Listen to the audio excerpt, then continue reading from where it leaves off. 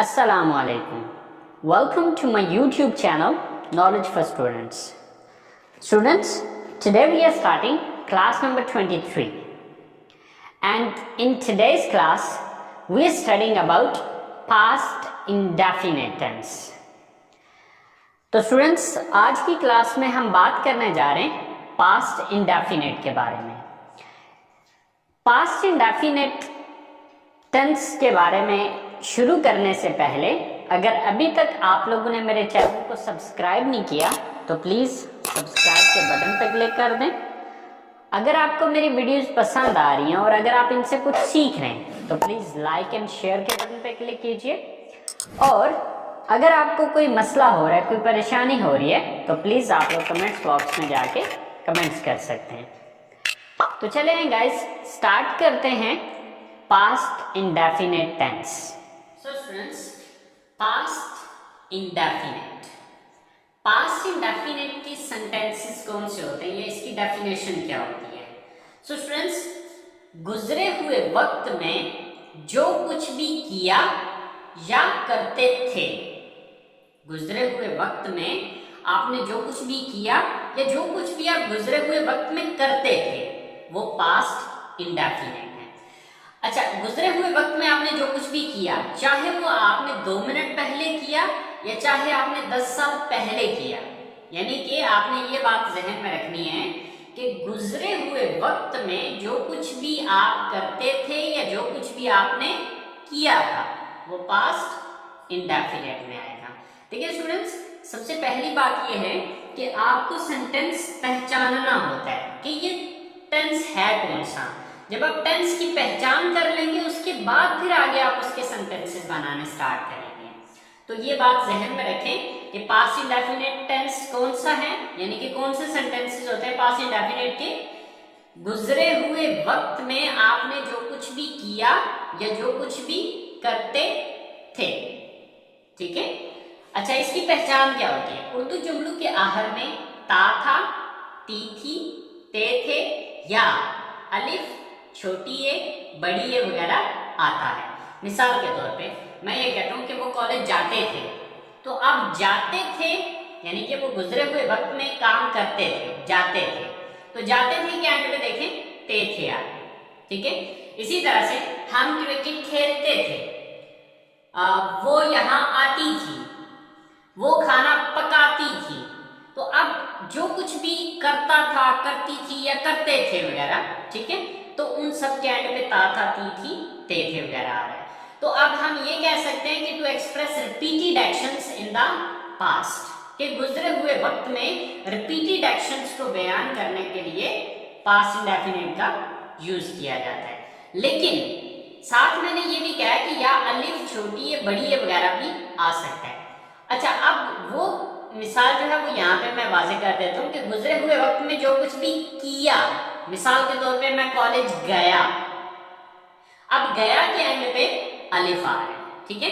तो गुजरे हुए वक्त में आपने जो कुछ भी किया, मिसाल के तौर पे हम क्रिकेट खेले, मैंने अपने दोस्त को फोन किया, उसने मुझे इस बारे में बताया, मैं बाजार गया, मैंने ये किया, मैंने वो किया, यानी कि गुजरे हुए वक्त में आपने जो कुछ भी किया, चाहे वो आपने 5 मिनट पहले किया, चाहे वो काम आपने 10 दिन पहले किया, इसी से कोई फर्क नहीं पड़ता। ठीक है।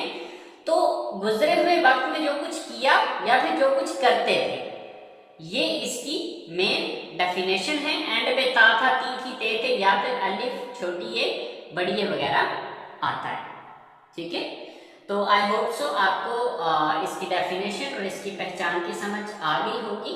गुजरे हुए वक्त में आपने जो कुछ भी किया या जो कुछ भी आप करते थे, मिसाल के तौर पे मैं ये कहता हूँ मैं घर आया, मैंने कपड़े तब्दील किए, मैंने खाना खाया, मैंने अपने दोस्त को बुलाया, मैंने टीवी देखा, मतलब आपने जो कुछ भी किया वो सब क्या है? वो पास्ट इंडेफिनेट है। अच्छा, अब इसकी स्ट्रक्चर क्या हो? तो स्टूडेंट्स, एक रूल आपको बताने जा रहा हूं, आप ये रूल अपने जहन में रखिएगा अब नेक्स्ट जितने भी हम टेंसेस यानी कि 12 ब्रांचेस हैं इनकी जो टोटल बनती हैं, ठीक है, इन 12 की 12 ब्रांचेस में यही एक रूल अप्लाई हो रहा होगा, ठीक है। अब वो रूल क्या है? रूल ये है कि प्रेजेंट में हम वर्ब की फर्स्ट फॉर्म यूज करते हैं, पास्ट में हम सेकंड फॉर्म यूज करते हैं, और फ्यूचर में फर्स्ट फॉर्म से पहले विल लगाया जाता है। ये बात अपने दिमाग में बैठा लो। अब तीसरी ब्रांच जब हम फ्यूचर की डिस्कस करेंगे वहां पर ये सारा प्रैक्टिकली करके मैं आपको दिखाऊंगा कि ये किस तरह से होगा, ठीक है। तो मैं एक दफा फिर रिपीट कर रहा हूं, प्रेजेंट में फर्स्ट फॉर्म, पास्ट में सेकंड फॉर्म, और फ्यूचर में फर्स्ट फॉर्म के साथ विल का वर्ड यूज किया जाता है, ठीक है। तो अब यहां पर अगर हम पास्ट और प्रेजेंट दोनों को मतलब दोनों की स्ट्रक्चर को देखें तो आपको फर्क सिर्फ इतना नजर आएगा कि प्रेजेंट में हम subject plus first form plus object, और ही शी इट के साथ यहां पर ऐसी है यस का भी इजाफा था, ठीक है। लेकिन पास्ट में बाकी सब कुछ तो वही है, फर्क सिर्फ इतना आया है कि पास्ट फर्स्ट फॉर्म की जगह पे यहां पर हमने सेकंड फॉर्म लगा दी है, ठीक है। First of all subject plus second form of the verb and then object. अच्छा, अब कुछ स्टूडेंट्स ऐसे भी होंगे कि जिनको वर्ब की फॉर्म्स का शायद ना पता हो, ठीक है। अब देखिए जैसे कि बचपन में शायद आपने 6th क्लास में या 7th क्लास में अगर आपने पढ़ा हो तो आपको वर्ब की फॉर्म्स पढ़ाई गई होंगी, जैसे कि go, went, gone, come, came, come, learn, learned, learned, speak, spoke, spoken. तो यानी कि इस तरह से ये वर्ब की फॉर्म्स होती हैं। अब ये वर्ब की फॉर्म्स भी इंशाल्लाह मैं 1-2 दिन तक इनका भी स्टार्ट करूंगा, इसकी भी अलग से जो है वो मैं वीडियोस बना दूंगा और आप उनको सीख लीजिएगा, उनको याद कर लीजिएगा, ठीक है। वर्ब की फॉर्म्स आपको याद करनी पड़ेंगी, बट उसके लिए मैं अलग से लेक्चर बना दूंगा और वो भी आप जो है वो साथ साथ वो भी अटेंड करते रहिएगा, वो भी देखते रहिएगा, और साथ जो है वो हम टेंसेस और अपनी जो ग्रामर है उसको भी कंटिन्यू रखेंगे, ठीक है। तो चलें अब हम कुछ सेंटेंसेस जो हमने 3 एग्जांपल्स लिखी हुई हैं, इन 3 सेंटेंसेस को बना के जरा देखते हैं। जैसे कि हमने अपनी क्लास ली या हम अपनी क्लास लेते थे। अब इंग्लिश ये 2 हो सकती हैं, लेकिन इसकी जो उर्दू है इसकी ये 2 हो सकती हैं, इसका तर्जुमा जो है वो ये दोनों का सेंस जो है वो इंग्लिश में एक ही सेंटेंस देगा, यानी कि चाहे ये उर्दू हो चाहे ये उर्दू हो, इन दोनों सूरतों में जो मैं इंग्लिश सेंटेंस बनाऊंगा वो सेम ही बनेगा, ठीक है। तो जैसे कि सबसे पहले हमें क्या लेना है, सब्जेक्ट। तो सब्जेक्ट यहाँ पर कौन है, हमने अपनी क्लास ली या हम अपनी क्लास लेते थे, तो ये काम कौन करता था, हम। तो हम की इंग्लिश क्या है, V. Then second form of the verb. अब देखना ये कि काम कौन सा यहाँ पे, तो काम है यहाँ पे क्लास लेना, तो लेना की इंग्लिश होती है टेक, और टेक की सेकंड फॉर्म क्या है, टुक, ठीक है। टेक, टुक, टेकन, तो यहां पर मैं सेकंड फॉर्म लगा रहा हूं, टुक, वी टुक। अपनी क्लास यानी कि तीसरी चीज क्या है, ऑब्जेक्ट। हमने क्या लिया, अपनी क्लास ली, so we took a class, we took a class, हमने अपनी क्लास ली। या यही सेंटेंस जो है वो ये भी मतलब दे रहा होगा कि हम अपनी क्लास लेते थे, राइट। अब इसके बाद हमारा सेकंड सेंटेंस है, उन्होंने हमें अपनी सालगिरह की पार्टी पर दावत दी, या फिर वो हमें सालगिरह की पार्टी पर दावत देते थे, ठीक है। अब दोनों सूरतों में इंग्लिश सेंटेंस एक ही बनेगा, ठीक है। सो यहां पर सबसे पहले सब्जेक्ट कौन है, उन्होंने या फिर वो, ठीक है, तो वो ज्यादा है, so they. Then second form of the verb, तो यहां पे देखना वर्ब क्या है, काम कौन सा करते थे, वो दावत देते थे, तो दावत देना की इंग्लिश होती है इनवाइट, इनवाइट, इनवाइटेड, इनवाइटेड। अब इनवाइटेड इसकी सेकंड और थर्ड फॉर्म है, ठीक है। तो इनवाइट की सेकंड फॉर्म यहां पर लग जाएगी इनवाइटेड। So they इनवाइटेड, किसको दावत दी? हमें, अस। दे इनवाइटेड अस, किस चीज में दावत दी है? अपनी birthday party. In their birthday party.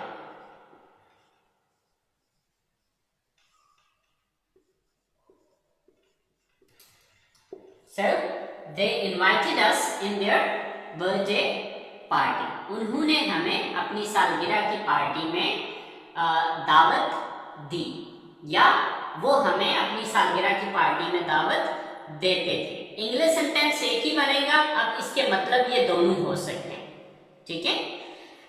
Last sentence है हमारे पास कि उन्होंने शाम को अपना काम खत्म किया, या वो शाम को अपना काम खत्म करता था। उसने शाम को अपना काम खत्म किया, या वो शाम को अपना काम खत्म करता था। अब चाहे ये सेंटेंस बनाएं चाहे ये सेंटेंस बनाएं, इन दोनों की इंग्लिश एक ही होगी, ठीक है। तो सब्जेक्ट कौन है यहाँ पर? वो, यानी कि वो एक लड़का है, सो ही।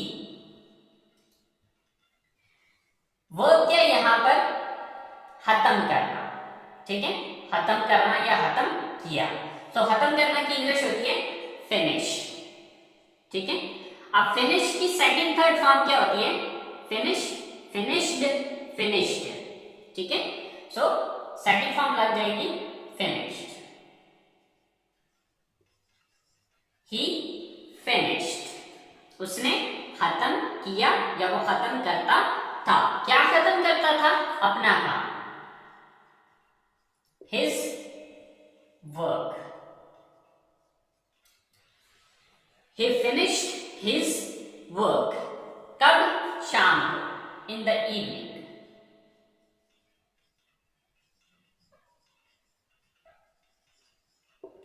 So he finished his work in the evening. वो शाम को अपना काम खत्म करता था, या उसने शाम को अपना काम खत्म किया। तो स्टूडेंट्स, ये है पास्ट इंडेफिनिट के positive sentences. I hope positive sentences की समझ आ गई होगी।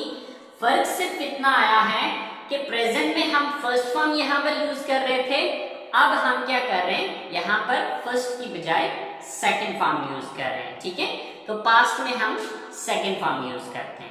सो आई होप सो आपको इस बात की समझ आ गई होगी। तो चले आए, अब हम इसके नेगेटिव सेंटेंसेस को देखते हैं जरा। सो स्टूडेंट्स, पास्ट इंडेफिनिट के नेगेटिव सेंटेंसेस की स्ट्रक्चर क्या है? Subject plus did not plus first form plus object, right. अच्छा, अब इस स्ट्रक्चर को देख के आपके जहन में एक सवाल आ रहा होगा, और वो सवाल ये आ रहा होगा कि अब यहाँ पर फर्स्ट फॉर्म क्यों होगी है? सर आपने तो ये चीज बोली थी कि पास्ट में सेकंड फॉर्म आएगी। तो बच्चे सेकंड फॉर्म अभी भी आ रही है, लेकिन वो सेकंड फॉर्म कहाँ पे आ रही है? ये आ रही है, ठीक है। अब डिड किस चीज की सेकंड फॉर्म है? असल में डिड जो है ये डू की सेकंड फॉर्म है। अब देखिए, अगर आप प्रेजेंट इंडेफिनिट के सेंटेंसेस को देखें तो वहां पे हम क्या यूज कर रहे थे? Do, right, do not. अब चूंकि ये पास्ट है, तो जैसे कि मैंने SEIS का इजाफा करने का आपको बताया था कि जब हम नेगेटिव बनाते हैं तो वो SEIS यहां से खत्म करके डू के साथ SEIS लगा रहे थे, ठीक है। तो अब डू के साथ SEIS क्यों इजाफा कर रहे थे, या यहाँ पर हमने क्यों लगाया था? वो रूल ये था कि जुमले के अंदर आने वाला पहला जो वर्ब है, चाहे वो हेल्पिंग वर्ब है चाहे वो रियल वर्ब है, वो इजाफा उसके साथ हमें करना था, ठीक है। तो अब जब पॉजिटिव सेंटेंस था तो उसमें क्या था? Subject plus first form. तो यानी कि जो पहला वर्ब आ रहा था वहां पे फर्स्ट फॉर्म आ रही थी, ठीक है। रियल वर्ब जो है वो फर्स्ट फॉर्म थी, इसलिए वहां पे हमने SEIS लगाया था। लेकिन जब हमने उसका नेगेटिव बनाया तो नेगेटिव में हमने क्या किया? Subject plus do not plus first form plus object. तो अब पहला वर्ब जो है वो चाहे डू जो है ये हकीकत में हेल्पिंग वर्ब है, ठीक है। लेकिन हेल्पिंग वर्ब के साथ चाहे वो रियल वर्ब है, चाहे इसको कहते हैं रियल वर्ब, वो ये होता है हेल्पिंग वर्ब, ठीक है। तो अब हेल्पिंग वर्ब जो पहला आ रहा था उसी के साथ को हमने इजाफा करके डू की जगह हमने डज बनाया था ही शीट के साथ, ठीक है। इसी तरह से अब जब सेकंड फॉर्म ऑलरेडी हमने डू की जगह डिड कर दी है, तो फिर अब ये फिर सेकंड फॉर्म नहीं होगी, क्योंकि ग्रामर का रूल ये है कि सेकंड फॉर्म जुमले में सिर्फ एक ही दफा आ सकती है, सेकंड फॉर्म जुमले में 2 बार नहीं आ सकती। तो जब डिड ऑलरेडी सेकंड फॉर्म हो चुकी है, तो अब फिर यहां पर हम सेकंड फॉर्म यूज नहीं करेंगे। आई होप आपको ये बात समझ में आ गई होगी। तो चले आप इसके जो हमने 3 सेंटेंसेस इसके एग्जाम्पल में लिखे उनको बना के जरा देख लेते हैं। मैंने यहाँ खाना नहीं खाया या मैं यहाँ खाना नहीं खाता था, ठीक है। सब्जेक्ट कौन है यहाँ पे? मैं, so I. Then did not, I did not. Verb क्या है? खाना खाना, ईट। अब यहां पर मैं इसको ऐड नहीं कर रहा। हाँ, अगर ये पॉजिटिव सेंटेंस होता, डिड नॉट ना आ रहा होता, तो फिर मैं इसको ऐड कर देता, ठीक है। आई did not eat, right, I did not eat. क्या खाने की बात हो रही है? खाना। आई did not eat the food.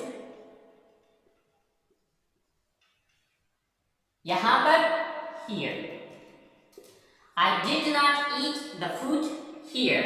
अच्छा, अब अगर किसी स्पेसिफिक खाने की बात हो रही है, मतलब ब्रेकफास्ट या लंच या डिनर, तो फिर आप इसकी जगह पे लंच डिनर वगैरह आप अपने हिसाब से लगा सकते हैं, ठीक है।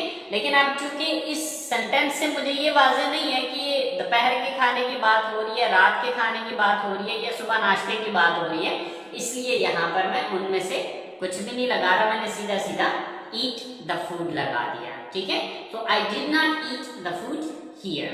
मैंने यहाँ पर खाना नहीं खाया या मैं यहाँ पर खाना नहीं खाता था। अच्छा, सेकंड सेंटेंस है सोफिया बाजार नहीं गई या सोफिया बाजार नहीं जाती थी। सो सब्जेक्ट कौन है? सोफिया। देन did not, और did not का शॉर्टकट होता है didn't, okay. Sophia did not या डिडंट। वो क्या यहां पे? जाना, go. Sophia did not go. कहां जाने की बात हो रही है? Bazaar, to bazaar. Sophia did not go to bazaar. Sophia बाजार नहीं गई या सोफिया बाजार नहीं जाती थी। लास्ट सेंटेंस है हमारे पास, हमने मैच नहीं देखा या हम मैच नहीं देखते थे। हमने मैच नहीं देखा या हम मैच नहीं देखते थे। सब्जेक्ट कौन है?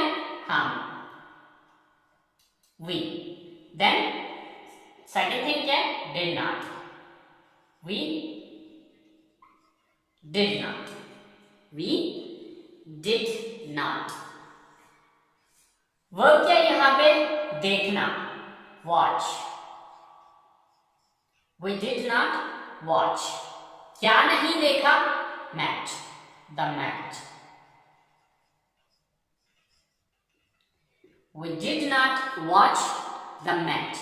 हमने मैच नहीं देखा या हम मैच नहीं देखते थे।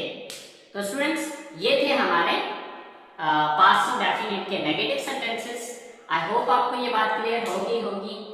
तो अब जब हम इसका इंट्रोगेटिव बनाएंगे, तो इंट्रोगेटिव बनाने के लिए हमने सिंपल क्या करना है, ये रूल मैंने आपको काफी टाइम पहले भी बताया था, पिछली क्लास में भी बताया है, अब भी बता रहा हूं कि जब भी आपने किसी चीज का इंट्रोगेटिव बनाना है तो उसका नेगेटिव देख लें, ठीक है, कि किस लफ्ज के बाद नॉट लगाया। तो यहाँ पर हमने किस लफ्ज के बाद नॉट लगाया? डिड के बाद नॉट लगाया। तो इसका मतलब है इसी डिड को उठा के मैंने जुमले के शुरू में लगाना है, तो ये मेरा इंट्रोगेटिव सेंटेंस बन जाएगा। तो चलिए गाइस, स्टार्ट करते हैं हमारे interrogative sentences. So students, interrogative sentences की स्ट्रक्चर है did plus subject plus first form of the verb plus object and at the end there is a question mark.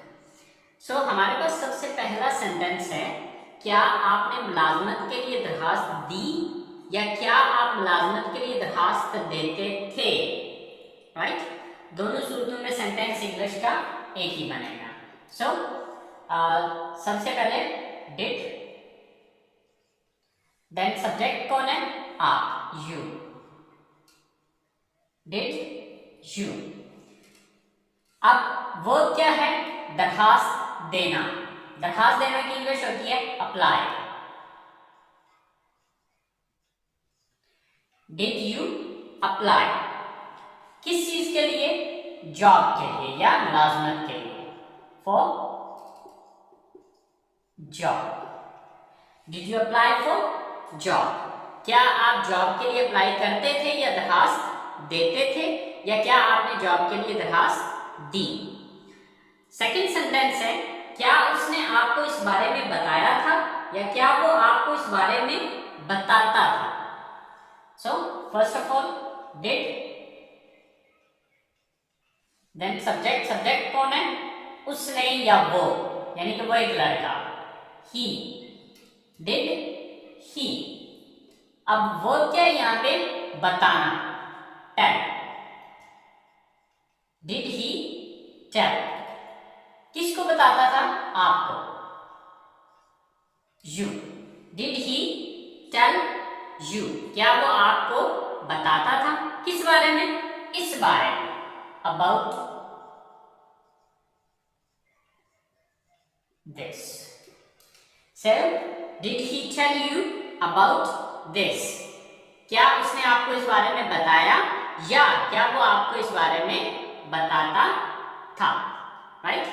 Last sentence है हमारे पास, क्या वो रोज आपको फोन करती थी? So subject did, sorry first of all did, then subject कौन है? वो, यानी कि वो एक लड़की है, सो डिड शी। वर्ब क्या है यहाँ पे? फोन करना, कॉल। Did she call? किसको फोन करती थी? आपको, you. Did she call you? रोजाना, daily. Did she call you daily, या डेली की जगह पे यहां पर हम एवरी डे भी यूज कर सकते हैं। सो ये हमारे पास इंडेफिनिट टेंस की इंटरगेटिव सेंटेंसेस हैं। आई होप सो स्टूडेंट्स, आपको पास इंडेफिनिट टेंस की समझ आ गई होगी। फिर भी अगर कोई कंफ्यूजन रह गया तो प्लीज आप लोग कमेंट्स बॉक्स में जाके कमेंट्स कीजिए, इंशाल्लाह मैं आपको गाइड करूंगा। तो स्टूडेंट्स, अगली क्लास तक के लिए इजाजत दीजिए, दुआओं में याद रखिएगा। अल्लाह हाफ़िज़।